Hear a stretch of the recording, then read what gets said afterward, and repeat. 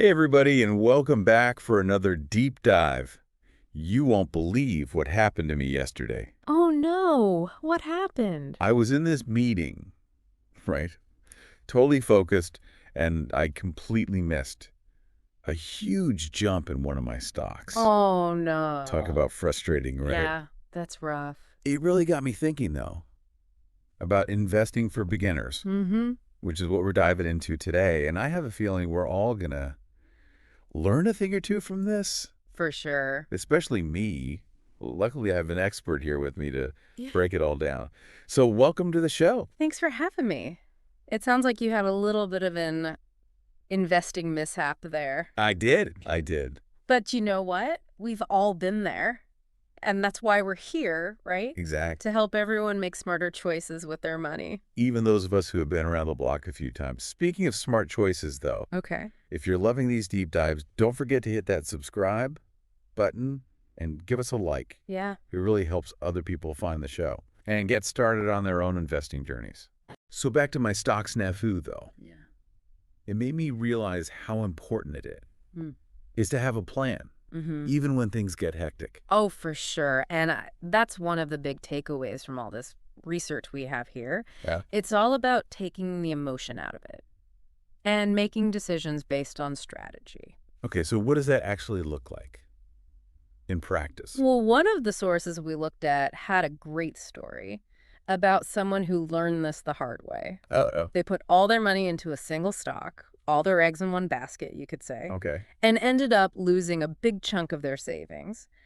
When that company tanked, Ouch, that's going to hurt. yeah, So what's the alternative? How do we avoid making that same mistake? diversification. Okay. It's like a safety net for your investments. So instead of betting on one outcome, Mm-hmm. you're spreading your money across different types of investments, in different industries, even different countries. Makes sense. So Right. instead of like buying a ton of stock in one Hmm. company, I could buy a little bit in a bunch of different companies. Yeah. Exactly. And there are even easier ways to do that, especially for beginners. But we'll get into that later. Okay. Just remember that key term, diversification. Got it. Diversification is key. No more putting all my eggs in one basket.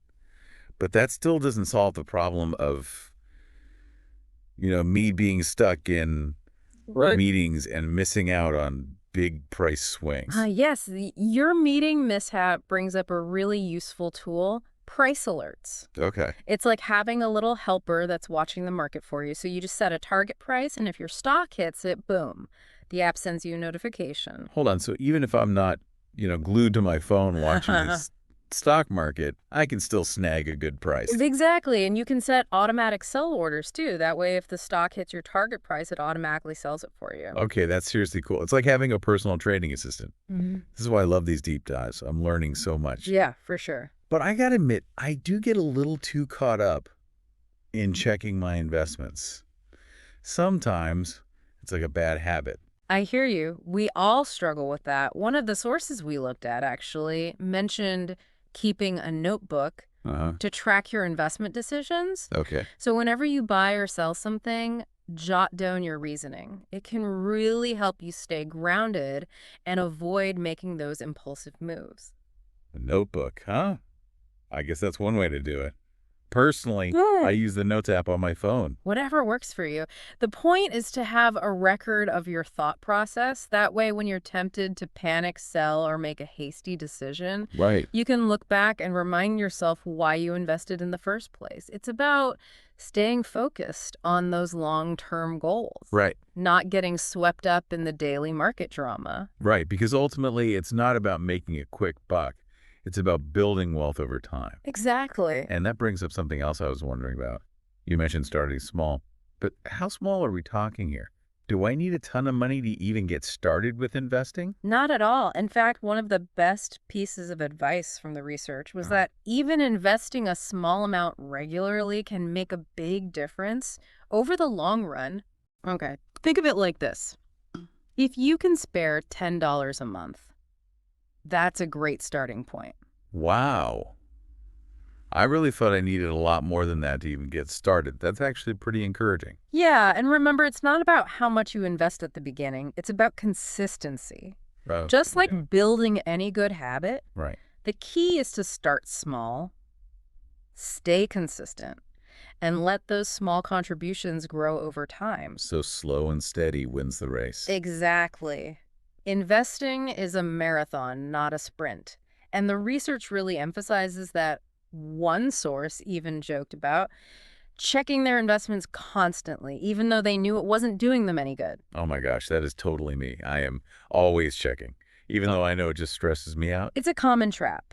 But remember, the more you check, the more you're likely to get caught up in those short-term ups and downs. Mm.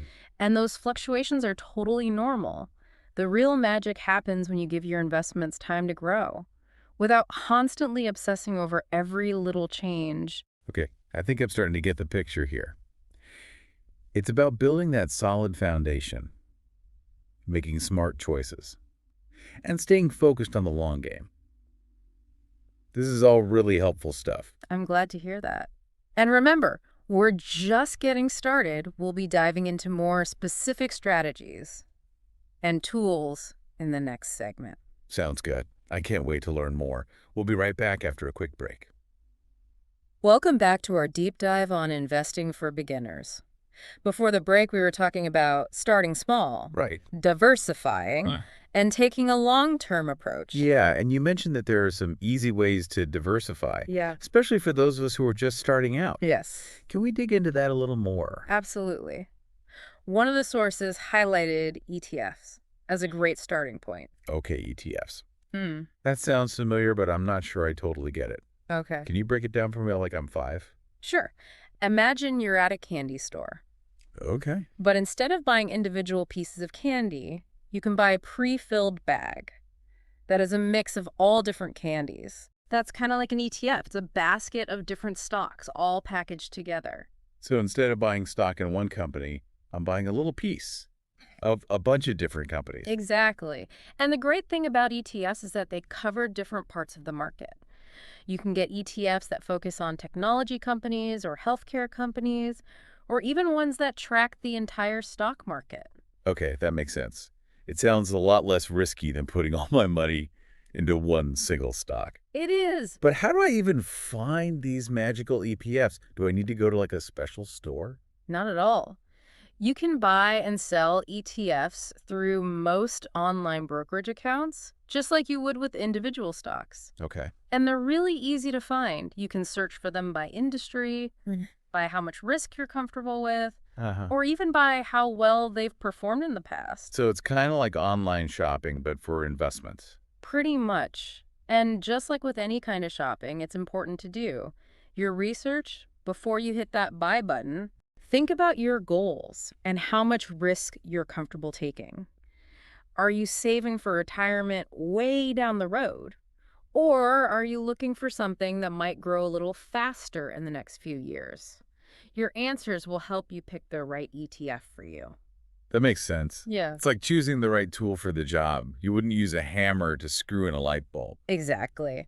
And one thing all the sources emphasized was don't get too caught up in trying to time the market or pick the perfect ETF. Okay. It's much more important to choose something that aligns with your goals and risk tolerance, and then stick with it for the long haul. Okay, so we've got our ETFs all picked out, but now I'm thinking about something else. What's that? How do I stay on top of things? Do I need to like be glued to the financial news all day, every day? That's a great question, and it's something a lot of people struggle with. One of the sources actually advised against checking your investments too often.